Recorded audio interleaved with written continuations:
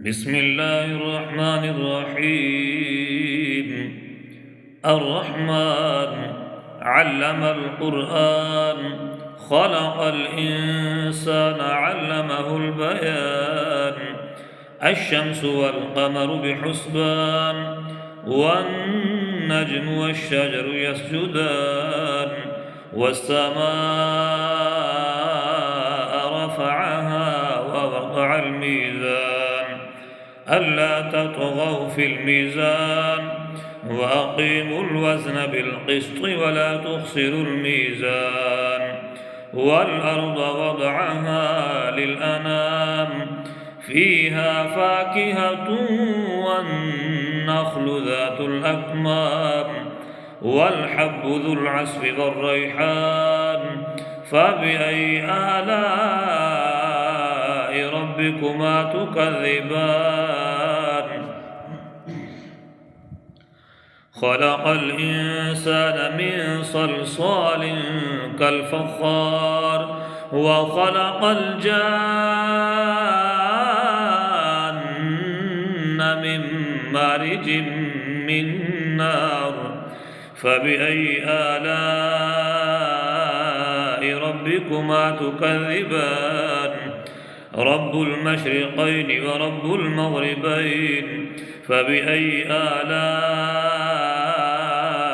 ربكما تكذبان؟ مرج البحرين يلتقيان، بينهما برزخ لا يبغيان. فبأي آلاء ربكما تكذبان؟ يخرج منهما اللؤلؤ والمرجان.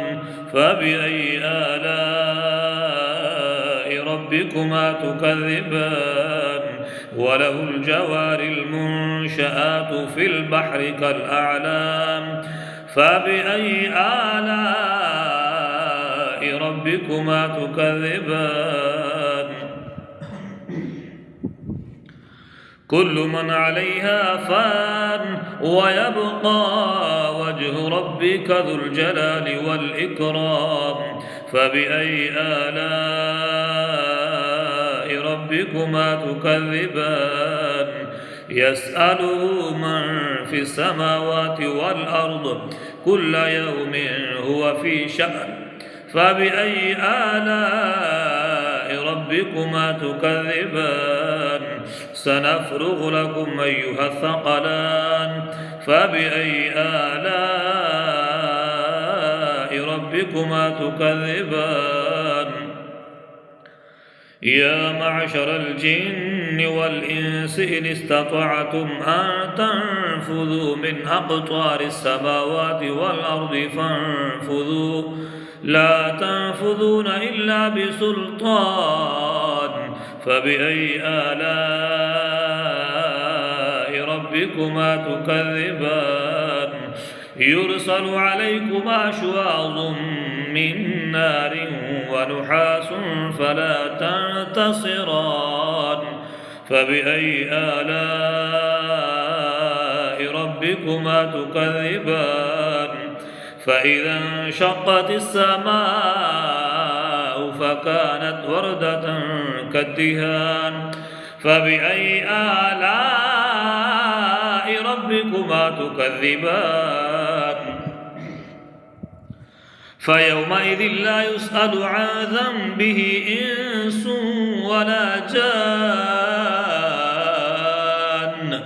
فبأي آلاء ربكما تكذبان؟ يعرف المجرمون بسيماهم فيؤخذ بالنواصي والأقدام. فبأي آلاء ربكما تكذبان؟ هذه جهنم التي يكذب بها المجرمون، يطوفون بينها وبين حميم آن. فبأي آلاء ربكما تكذبان؟ ولمن خاف مقام ربه جنتان. فبأي آلاء ربكما تكذبان ذواتا أفنان فبأي آلاء ربكما تكذبان فيهما عينان تجريان فبأي آلاء ربكما تكذبان فيهما من كل فاكهة زوجان فبأي آلاء ربكما تكذبان متكئين على فرش بطائنها من استبرق وجنى الجنتين دان فبأي آلاء ربكما تكذبان فيهن قاصرات الطرف لم يطمثهن إنس قبلهم ولا جان فبأي آلاء ربكما تكذبان كأنهن الياقوت والمرجان فبأي آلاء ربكما تكذبان هل جزاء الإحسان إلا الإحسان فبأي آلاء ربكما تكذبان ومن دونهما جنتان فبأي آلاء ربكما تكذبان مدهامتان فبأي آلاء ربكما تكذبان فيهما عينان نضاختان فبأي آلاء ربكما تكذبان فيهما فاكهة ونخل ورمان فبأي آلاء ربكما تكذبان فيهن خيرات حسان فبأي آلاء ربكما تكذبان حور مقصورات في الخيام فبأي آلاء ربكما تكذبان لم يطمثهن إنس قبلهم ولا جان